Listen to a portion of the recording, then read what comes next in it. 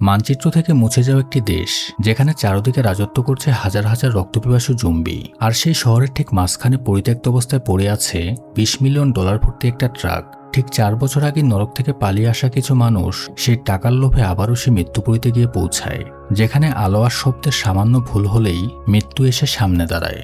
আর এই নরক থেকে বেঁচে ফেরার একটাই নিয়ম, কাউকে বিশ্বাস করা যাবে না। আর এরপর তাদের সাথে এমন কিছু ঘটে তা জানতে হলে দেখতে হবে আজকের সিনেমা পেনিনসুলা। গল্পের শুরুতে আমরা জংসুক নামের এক মেরিন ক্যাপ্টেনকে দেখতে পাই। তার চোখে মুখে একটা চরম আতঙ্কের ছাপ। সে তার ইউনিফর্ম পরে গাড়ির স্টিয়ারিং শক্ত করে ধরে আছে। সে তার বোনের পরিবারকে নিয়ে একটা গাড়িতে করে দ্রুত শহর ছেড়ে পালাচ্ছিল। দেশ জুড়ে তখন জম্বিদের ভয়ঙ্কর আক্রমণ চলছে, আর তারা যে কোনো মূল্যে কোরিয়া ছেড়ে পালানোর জন্য একটা জাহাজের দিকে এগোচ্ছিল। রাস্তায় যেতে যেতে তারা দেখতে পায় একটি লোক রাস্তার মাঝখানে দাঁড়িয়ে জংসুকের গাড়ির সামনে হাত জোর করে কাকুতি মিনতি করছিল তার স্ত্রী ও ছোট বাচ্চাদের বাঁচানোর জন্য। লোকটার গায়ে প্রচুর রক্ত লেগেছিল। জংসুক মনে মনে তীব্র ভয় পেলেও মুখে সেটা প্রকাশ করতে পারছিল না। সে নিজের পরিবারের সুরক্ষার কথা ভেবে তাদের আত্মনাদকে পাত্তা দেয় না। তাদের সাহায্য না করে সে বেরিয়ে যায়। পেছনে থাকা সেই পরিবারের করুণ চাহনি জংসুকের মনের ভেতরে একটা অপরাধবোধের জন্ম দেয়। কিন্তু সে জানে এই পরিস্থিতিতে দয়া দেখানো মানেই নিজের পরিবারের নিশ্চিত মৃত্যু ডেকে আনা। এরপর খবরের মাধ্যমে জানানো হয় আসলে ভাইরাসটা কিভাবে ছড়িয়ে পড়েছে, যার পুরো চিত্রে আমরা দেখেছিলাম এর আগের পার্ট ট্রেন টু বুসানে। যদিও এই মুভির সাথে আগের পার্টের কোনো কানেকশন নেই, তবুও ডিসক্রিপশনে লিঙ্ক দেয়া আছে, চাইলে আগের পার্টটি দেখে নিতে পারেন। এরপর আমরা জানতে পারি কোরিয়ার সরকারি পরিস্থিতি সামাল দিতে হিমশিম খাচ্ছে। আর মাত্র 24 ঘন্টার মধ্যেই সামরিক বাহিনী তাদের পূর্ণ নিয়ন্ত্রণ হারাবে। রাস্তায় পরিত্যক্ত গাড়ি, জ্বলন্ত বাড়িঘর আর প্রাণভয়ে ছুটতে থাকা সাধারণ মানুষদের আত্মনাদে বাতাস যেন ভারী হয়ে আছে। এদিকে অবশেষে জংসুক ও তার বোনের পরিবার সেই উদ্ধারকারী জাহাজে পৌঁছায়, যেটার আসলে জাপানে যাওয়ার কথা থাকলেও পরে হংকংয়ের দিকে রওনা দেয়। জাহাজের ভেতরে পরিবেশ ছিল গোমর আর দম বন্ধ করা। হাজার হাজার মানুষ কাদাকাদি করে বসে আছে, সবার চোখে এক অজানা আতঙ্ক। জাহাজে উঠে সবাই যখন একটু স্বস্তির নিঃশ্বাস ফেলছে, তখনই ঘটে যায় এক ভয়ঙ্কর ঘটনা। জাহাজের কেবিনে লুকিয়ে থাকা এক সংক্রমিত মানুষ হঠাৎ জম্বিতে পরিণত হতে শুরু করে। লোকটার চোখ সাদা হয়ে যায়, আর সে বিকট গোঙানি দিয়ে পাশের এক যাত্রীর ঘাড়ে কামড় বসিয়ে দেয়। মুহূর্তের মধ্যে সেই ছোট্ট কেবিনের ভেতর শুরু হয় এক নরকীয় তাণ্ডব। জংসুক খবর পেয়ে দৌড়ে সে কেবিনের দিকে যায়। সেখানে গিয়ে সে যা দেখে তাতে তার পায়ের তলার মাটি সরে যায়। পুরো কেবিন জুড়ে সংক্রমিত মানুষেরা ছটফট করছে, আর তার ছোট ভাগ্নেকে একটা জম্বি কামড় দিয়ে ফেলেছে। আর তার বোন কোনোভাবেই ছেলেকে ছেড়ে আসতে রাজি হচ্ছিল না। বাচ্চাটার গা থেকে রক্ত ঝরছে, আর তার চোখের মনি ধীরে ধীরে সাদা হয়ে যাচ্ছে। তার বোন তার রক্তমাখা ছেলেকে বুকে জড়িয়ে কাঁদছিল। জংসুক বুঝতে পারে তার বোন একেবারে ভেঙে পড়েছে, আর কয়েক সেকেন্ডের মধ্যেই তার ভাগ্নেও একটা জম্বিতে পরিণত হবে। ঠিক সেই মুহূর্তে আশেপাশে সংক্রমিত মানুষগুলো জম্বিতে বদলে যেতে শুরু করে। জংসুক সেখানে আর দেরি না করে দ্রুত কেবিনের বাইরে এসে দরজা লক করে দেয়। তার বোনের হাজব্যান্ড চুলমিন সেখানে ছুটে আসতে চাইলে জংসুক তাকে জোর করে আটকে দেয়। লোকটা পাগলের মতো চিৎকার করছিল তার স্ত্রী আর সন্তানকে বাঁচানোর জন্য, কিন্তু তাদের চোখের সামনেই তার বোনের উপর ঝাঁপিয়ে পড়ে হিংস্র জম্বিরা। এমন করুণ দৃশ্য জংসুকের দাঁড়িয়ে দাঁড়িয়ে দেখা ছাড়া আর কিছুই করার ছিল না। তারপর জাহাজটি তার গন্তব্যস্থান অর্থাৎ হংকংয়ে এসে পৌঁছায়। এভাবে দেখতে দেখতে কেটে যায় 4 বছর। জংসুক আর চুলমিন এখন হংকংয়ের রিফিউজ হিসেবে বেঁচে আছে। কোরিয়ানদের এখন সারা পৃথিবী ঘৃণা করে। তাদের দেখা হয় এক জীবন্ত ভাইরাস হিসেবে। সেখানের স্থানীয় মানুষজনও তাদের চরম ঘেন্না করে। জংসুকের চোখে এখন আর সেই মেরিন অফিসারের তেজ নেই, সে যেন এক জীবন্ত লাশ। অন্যদিকে চুলমিন তার স্ত্রী সন্তানকে হারানোর শোকে সারাক্ষণ মদে ডুবে থাকে, আর জংসুককে মৃত্যুর জন্য দায়ী করে। তাদের জীবন প্রায় ধ্বংসের পথে। ঠিক তখনই এক চাইনিজ মাফিয়া বস তাদের সামনে এক লোভনীয় প্রস্তাব নিয়ে আসে। সেই মাফিয়া বস সোজা কথা জানিয়ে দেয় তাদেরকে আবারও সেই জম্বিতে ভরা কোরিয়াতে ফিরে যেতে হবে। মাফিয়া বস একটা ম্যাপ বের করে তাদের দেখায় যে ইনচিউন বন্দরের কাছে একটা গলিতে একটা পরিত্যক্ত ট্রাকের ভেতরে $20 মিলিয়ন রাখা আছে। সেটা উদ্ধার করে আনতে পারলেই অর্ধেক টাকা তাদের। মাফিয়া বসের সাথে আরো 2জন কোরিয়ান রিফিউজি ছিল, একজন যুবক আর একজন মহিলা ট্যাক্সি ড্রাইভার। প্রথমে জংসুক রাজি না হলেও এই নরকের জীবন থেকে মুক্তির আশায় শেষমেশ তারা 4 জনের একটা দল নিয়ে কোরিয়ার উদ্দেশ্যে রওনা দেয়। রাতের অন্ধকারে তারা একটা ছোট স্পিড বোটে করে ইনচিউন বন্দরে এসে পৌঁছায়। পুরো শহরটা যেন ভুতুরে মৃত্যুপুরীতে পরিণত হয়েছে। সেখানে আলো আর শব্দের সামান্য ইশারা পেলেই জম্বির দল ধেয়ে আসে। চারদিকে ভাঙাচোরা গাড়ি, পরিত্যক্ত বিল্ডিং আর রাস্তায় ছড়িয়ে ছিটিয়ে থাকা মানুষের হাড়গোড়। 4 বছরের বৃষ্টি আর রোদে শহরের রূপ পুরোপুরি বদলে গেছে। রাস্তাঘাটে বুনো ঘাস গজিয়ে উঠেছে। মনে হচ্ছিল যেন পুরো শহরটা একটা বিশাল গোরস্থানে পরিণত হয়েছে। তারা অত্যন্ত সাবধানে একটা গাড়ি জোগাড় করে আর নিঃশব্দে সেই টাকার ট্রাকটার খোঁজে এগোতে থাকে। অনেক খোঁজাখুঁজির পর তারা একটা গলির ভেতরে ঠিক ওইরকম একটা ট্রাক দেখতে পায়। জংসুক যখনই ট্রাকটার দিকে পা বাড়ায়, চারপাশে নিস্তব্ধতা ভেঙে একটা অদ্ভুত গোঙানির শব্দ ভেসে আসে। সামনের কাচের দেয়ালে তাকিয়ে সে দেখতে পায় সেখানে অসংখ্য আটকে পড়া জম্বিরা বের হওয়ার জন্য ছটফট করছে। সে লক্ষ্য করে এটা সেই ট্রাক নয় যা তারা খুঁজছে। পরিস্থিতি বুঝতে পেরে সে চুপচাপ গাড়িতে উঠে পড়ে আর নিঃশব্দে গাড়ি নিয়ে সামনের দিকে এগিয়ে যায়। সামনে যেতে যেতে হাইওয়েতে তারা সে আসল ট্রাকটি দেখতে পায়। এরপর গাড়ি থেকে নেমে যখন তারা সামনের দিকে এগুচ্ছিল, তখন জংসুকের মনে হয় দূর থেকে কেউ হয়তো তাদের লক্ষ্য করছে। তবে এ বিষয়ে তেমন একটা পাত্তা না দিয়ে তারা সাবধানে ট্রাকের দরজা খোলে। ভেতরের ব্যাগগুলো টাকা দিয়ে ভর্তি, কিন্তু চালকের সিটে বসে থাকা লোকটার বেঁচে ছিল না। সে আসলে একটা জম্বিতে পরিণত হয়েছিল। কিন্তু তাদের সাথে আসা ছেলেটা তাকে সিট থেকে সরাতে যেতেই সেটা তার উপর বন্য পশুর মতো ঝাঁপিয়ে পড়ে। ধস্তাধস্তির এক পর্যায়ে ভুল করে ট্রাকের জোরালো হর্ন বেজে ওঠে আর তাতেই ঘটে যায় এক বিরাট সর্বনাশ। নিস্তব্ধ শহরে সেই হর্নের শব্দ যেন একটা মৃত্যু সাইরেনের মতো কাজ করে। চারপাশ থেকে হাজার হাজার জম্বি মুহূর্তের মধ্যে তাদের দিকে ধেয়ে আসতে শুরু করে। অন্ধকার গলিগুলো থেকে মৌমাছির মতো জম্বিরা বুলেটের গতিতে বেরিয়ে আসতে থাকে। পরিস্থিতি নাগালের বাইরে চলে যাচ্ছে দেখে জংসুক আর তার দল দুই ভাগ হয়ে ট্রাকটি নিয়ে কোনো মতে পালানোর চেষ্টা করে। গাড়ির চারপাশ ঘিরে ধরেছে অগণিত জম্বি। তাদের রক্তমাখা হাত আর দাঁত জানালার কাঁচ ভেঙে ভেতরে ঢোকার চেষ্টা করছে। তারা ভেবেছিল হয়তো এই যাত্রায় বেঁচে যাবে, আর অল্প কিছুক্ষণের যাত্রা, এরপরেই তারা ধনী হয়ে যাবে। কিন্তু ঠিক সেই মুহূর্তেই তাদের দিকে উড়ে আসে একদল অজ্ঞাত মানুষের ছোড়া লাল রঙের ফ্লেয়ার। সেই উজ্জ্বল আলোর কারণে জম্বিদের আক্রমণ আরো কয়েক গুণ বেড়ে যায়, কারণ তারা আলো আর শব্দের প্রতি মারাত্মক সংবেদনশীল। ফ্লেয়ারের তীব্র আলো জম্বিদের যেন আরো উন্মাদ করে তোলে। প্রচণ্ড আতঙ্কে তাদের গাড়ি নিয়ন্ত্রণ হারিয়ে মারাত্মকভাবে ক্র্যাশ করে। জংসুক ছিটকে পড়ে রাস্তায়। সবাই গুরুতরভাবে আহত হয়, কিন্তু তাদের সেই ট্যাক্সি ড্রাইভারটি সেখানেই মারা যায়। তবে সে খেয়াল করেনি যে চুলমিন নিজের প্রাণ বাঁচাতে চুপি চুপি সেই ট্রাকের পেছনে গিয়ে লুকিয়ে পড়েছে। জংসুক বুঝতে পারে বাঁচার আর কোনো উপায় নেই। বন্দুকের গুলিও শেষ। সে মৃত্যুর জন্য নিজেকে প্রস্তুত করছিল। ঠিক সেই মুহূর্তে এক বুক কাঁপানো আওয়াজ করে একটা মডিফাইড এসইউভি গাড়ি জম্বিদের পিষে দিয়ে তার সামনে এসে থামে। গাড়িটার গায়ে লোহার গ্রিল আর কাঁটাতারে পেঁচানো, যেন জম্বিদের মারার জন্য বিশেষভাবে তৈরি করা হয়েছে। গাড়ির ভেতর থেকে দুটো অল্প বয়সী মেয়ে তাকে তাড়াতাড়ি ভেতরে উঠতে বলে। জংসুক অবাক হলেও কোনো প্রশ্ন না করে সোজা গাড়িতে উঠে পড়ে।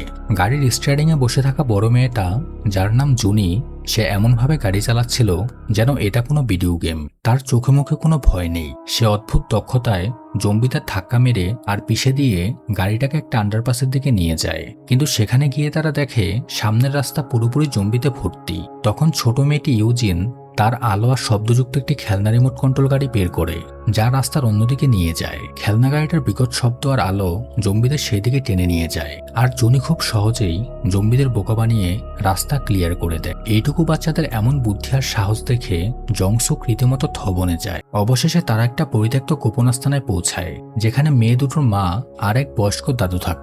দাদু সারাদিন একটা পুরনো রেডিও নিয়ে বসে থাকে আর বিশ্বাস করে যে মেজর জেন নামের কেউ তাদের উদ্ধার করতে আসবে।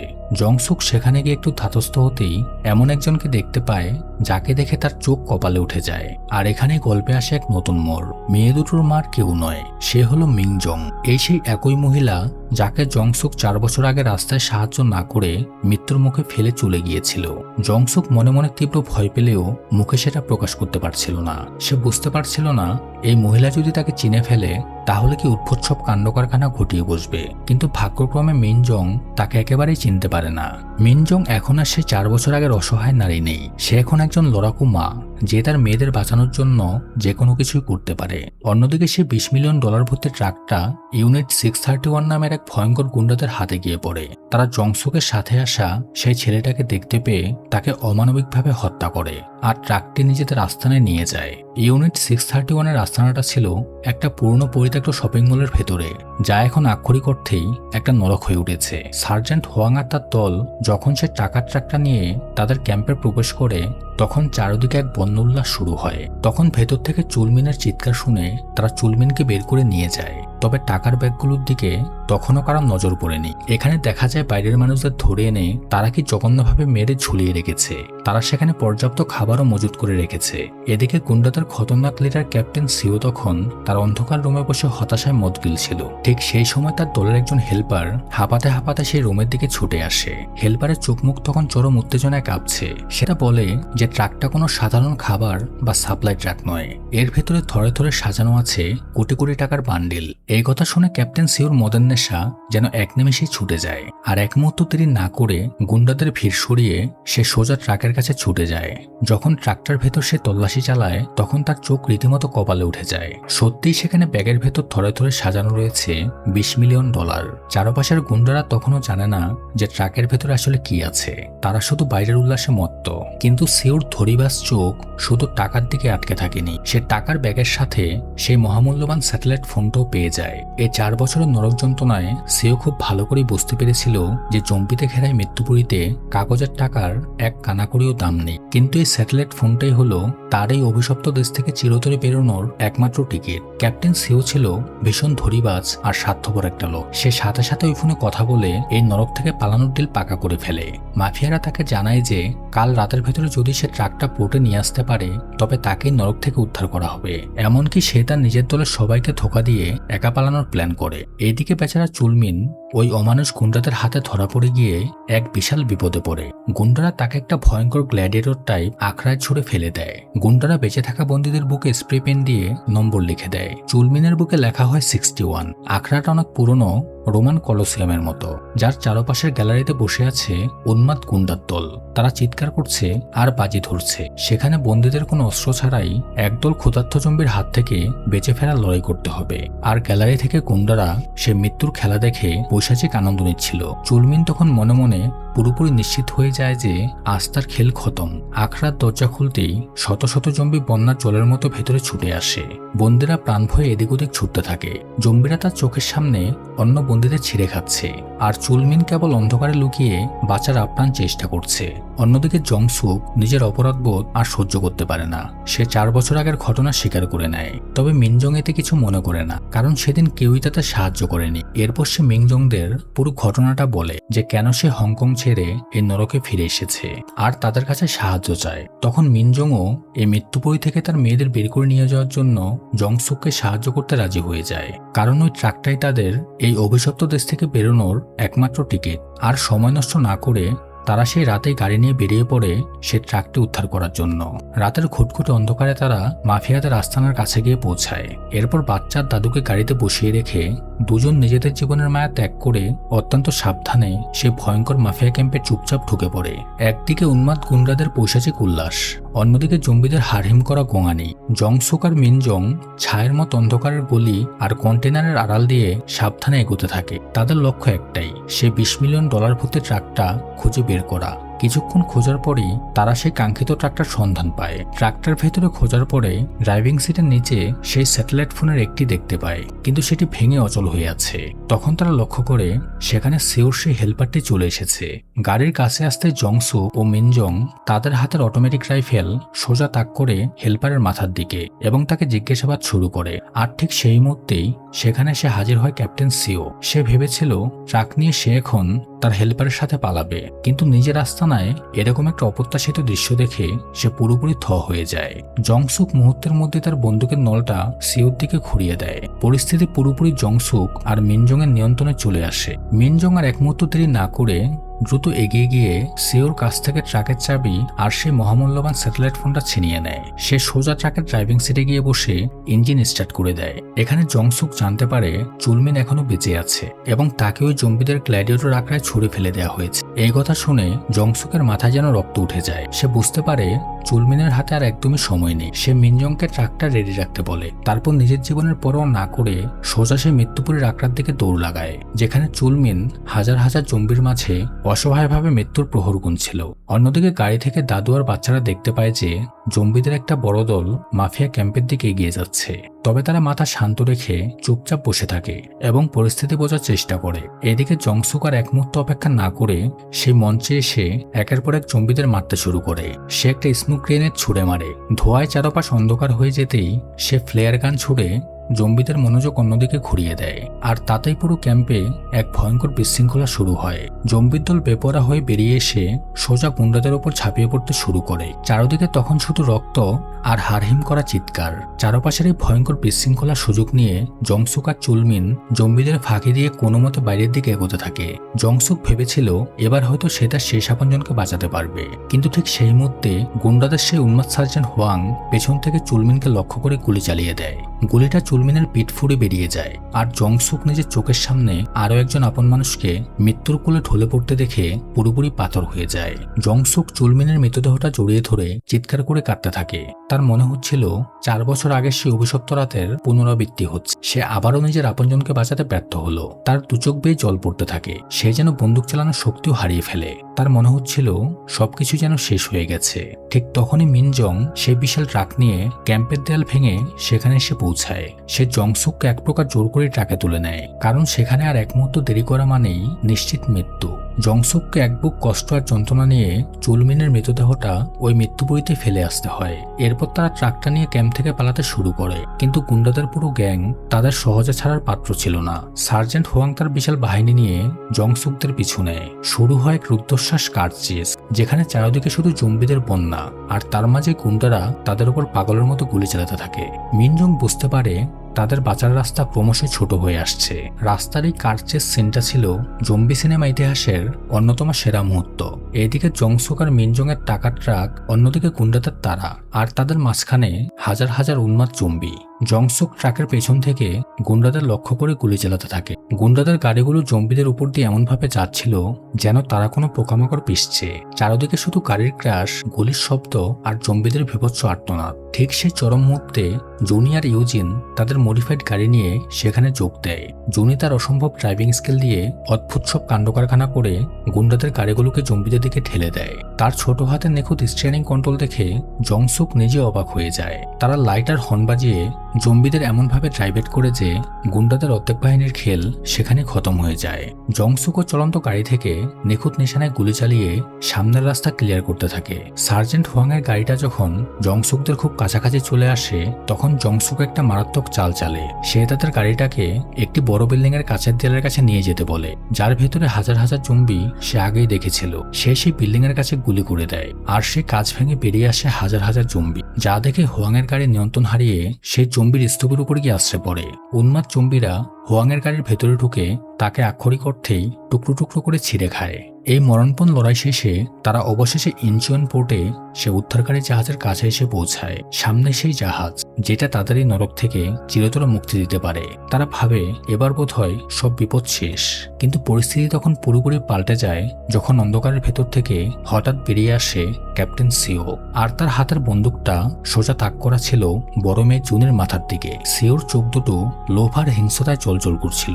বন্দুকের নলের সামনে দাঁড়িয়ে থাকা জুনিকে দেখে জংসুক আর মিনজং ভয়ে একেবারে জমে যায় এবং তাদের বন্দুক নিচে ফেলে দেয়। ঠিক সেই চরম মুহূর্তে ছোট্ট ইউজিন তার শব্দ করা খেলনা গাড়িটা চালিয়ে ক্যাপ্টেন সিওর পায়ের কাছে নিয়ে যায়। সে অদ্ভুত শব্দে সিওর মনোযোগ 1 সেকেন্ডের জন্য ঘুরে যেতেই জুনি নিজেকে ছাড়িয়ে নিতে সক্ষম হয়, কিন্তু সিও তখন পাগলের মতো তার বন্দুকটা ইউজিনের দিকে তাক করে গুলি করে দেয়। কিন্তু দাদু ইউজিনকে সরিয়ে দিলে সেই গুলিটা দাদুর শরীরে বিঁধে যায়। বুড়ো দাদুর শরীরটা একটা ঝাঁকুনি দিয়ে মাটিতে পড়ে যায়। চোখের সামনে দাদুকে মাটিতে লুটিয়ে পড়তে দেখে সবাই কান্নায় ভেঙে পড়ে। মিনজং কিছু করার আগেই সেও তার পায়েও একটা গুলি করে বসে, আর তারপরে টাকার ট্রাকটা নিয়ে সোজা জাহাজের দিকে পালিয়ে যায়। দাদু সবার চোখের সামনেই মৃত্যুর কোলে ঢলে পড়ে, আর মিনজং যন্ত্রণায় ছটফট করতে থাকে। জংসুক বুঝতে পারে তাদের পালানোর শেষ রাস্তাটুকু বন্ধ হয়ে গেছে। আর এখানে গল্পে আসে এক নতুন মোড়। ক্যাপ্টেন সিও ট্রাক নিয়ে জাহাজে ওঠার পর ভেবেছিল সে জিতে গেছে, কিন্তু চাইনিজ মাফিয়ারা তাকে টাকার ভাগ দেওয়ার বদলে চরম বিশ্বাসঘাতকতা করে বসে। তারা সিওকে লক্ষ্য করে নির্মমভাবে গুলি চালায়, যা আসলে তাদেরই সবচেয়ে বড় বোকামি ছিল। মৃত্যুর ঠিক আগে সিও নিজের শেষ শক্তি দিয়ে ট্রাকটা পেছনের দিকে চালিয়ে দেয়, যার ফলে জাহাজের দরজা আর বন্ধ হতে পারে না। তখন জাহাজের খোলা দরজা দিয়ে সমুদ্রের ঢেউয়ের মতো হাজার হাজার জম্বি ভেতরে ঢুকে পড়ে। মাফিয়ারা বাঁচার জন্য পাগলের মতো গুলি চালাতে থাকে, কিন্তু এই জম্বিদের এই অসীম বন্যার সামনে তাদের কোনো অস্ত্রই কাজে আসে না। মুহূর্তের মধ্যে হাজার হাজার জম্বি জাহাজে ঢুকে পড়ে আর চোখের পলকে মাফিয়াদের খেল খতম করে দেয়। ক্যাপ্টেন সিও তার লোভের চরম পরিণতি ভোগ করে, কিন্তু ঠিক সেই মুহূর্তেই আকাশ থেকে একটা বিকট শব্দ ভেসে আসে, আর সবাই দেখতে পায় জাতিসংঘের একটা বিশাল উদ্ধারকারী হেলিকপ্টার শিকার তাদের দিকে এগিয়ে আসছে। দাদু সারা জীবন যে মেজর জেনের কথা বলতো, সেই মেজর জেন সত্যিই তাদের উদ্ধার করতে চলে এসেছে। কিন্তু নিয়তির কি নিষ্ঠুর পরিহাস, দাদু নিজেই আজ আর বেঁচে নেই এই মুক্তির স্বাদ নেয়ার জন্য। কিন্তু ততক্ষণে জম্বির এক বিশাল বন্যা চারপাশ থেকে তাদের ঘিরে ফেলতে শুরু করেছে। মিনজং বুঝতে পারে তার আহত পা নিয়ে সে কোনোভাবেই ও হেলিকপ্টার পর্যন্ত দৌড়াতে পারবে না। মিনজং তার মেয়েদের শেষবারের মতো জড়িয়ে ধরে। সে জানে সে যদি এখন তাদের সাথে যায় তবে তাদের সবার মৃত্যুই নিশ্চিত। তাই সে নিজের মেয়েদের জংসুকের হাতে তুলে দিয়ে একটা পরিত্যক্ত গাড়িতে গিয়ে উঠে বসে এবং হর্ন বাজিয়ে সব জম্বিদের নিজের দিকে ডাকতে শুরু করে। মায়ের এমন আত্মত্যাগ দেখে জুনিয়র ইউজিন কেঁদে ওঠে আর জংসুকও ভেতরে ভেতরে পুরোপুরি ভেঙে পড়ে। তার চোখের সামনে আবার সে 4 বছর আগের দৃশ্য ভেসে ওঠে, যখন সে তার বোনকে ঠিক এভাবে জম্বিদের মুখে ফেলে এসে। জংসুক বুঝতে পারে সেদিন সে বোকার মতো আচরণ করেছিল, কিন্তু আজ সে কিছুতেই এই ঘটনা চুপচাপ হজম করে নেবে না। জংসুক নিজের জীবনের মায়া ত্যাগ করে বন্দুক হাতে সোজা সে হাজার হাজার জম্বির ভিড়ের দিকে একা ছুটে যায়। চারদিকে কিচকিচ করছে ক্ষুধার্ত বন্য জম্বি, আর তার হাতে বেঁচে আছে মাত্র কয়েকটা গুলি। জংসুক এবার আর নিজের মনের ভয়কে পাত্তা দেয় না। সে সোজা কথা স্থির করে ফেলে যে আর সে কাউকে মরতে দেবে না। নিজের বন্দুক হাতে নিয়ে সে জম্বিদের দিকে পাগলের মতো গুলি চালাতে থাকে। প্রতিটা গুলির সাথে সে যেন তার 4 বছর আগের জমানো ক্ষোভ আর অপরাধবোধকে ছুঁড়ে ফেলছিল। জংসুক মিনজং এর গাড়ির কাছে গিয়ে পৌঁছায়। জম্বির একটু দূরে সরে যেতেই মিনজং বুঝতে পারে বাঁচার এটাই তার শেষ সুযোগ। সে নিজের সমস্ত মনের জোর এক করে সে ট্রাক থেকে বেরিয়ে আসে এবং খুঁড়িয়ে খুঁড়িয়ে জংসুকের দিকে এগোতে থাকে। জংসুক মিনজং এর পেছনে থাকা জম্বিদের গুলি করতে থাকে আর মিনজং হেলিকপ্টারের দিকে দৌড় লাগায়। জুনিয়র ইউজিন তাদের মাকে জ্যান্ত ফিরে আসতে দেখে আবেগে কেঁদে ওঠে। জংসুক আর মিনজং হেলিকপ্টার উঠতেই মেজর জেন আর এক মুহূর্ত নষ্ট না করে সাথে সাথে সেটা আকাশে উড়িয়ে দেয়। নিচে তখন হাজার হাজার রক্তপিপাসু জম্বি অসহায়ের মতো তাদের দিকে তাকিয়ে থাকে, আর এভাবেই তারা চিরতরে সেই অভিশপ্ত মৃত্যুপুরী ছেড়ে পেরিয়ে যায়। মুভির শেষে আমরা দেখতে পাই জংসুক আর মিনজং এর চোখে এক অদ্ভুত শান্তি আর স্বস্তি। তারা হয়তো তাদের অনেক আপনজনকে এই নরকে হারিয়েছে, কিন্তু শেষ পর্যন্ত তারা নিজেদের মনুষ্যত্বকে মরতে দেয়নি। আর এভাবে এক অসাধারণ রুদ্ধশ্বাস এবং আবেগঘন গল্পের মধ্য দিয়ে শেষ হয় আজকের এই দুর্দান্ত সিনেমাটি। ধন্যবাদ সবাইকে, দেখা হচ্ছে পরের ভিডিওতে।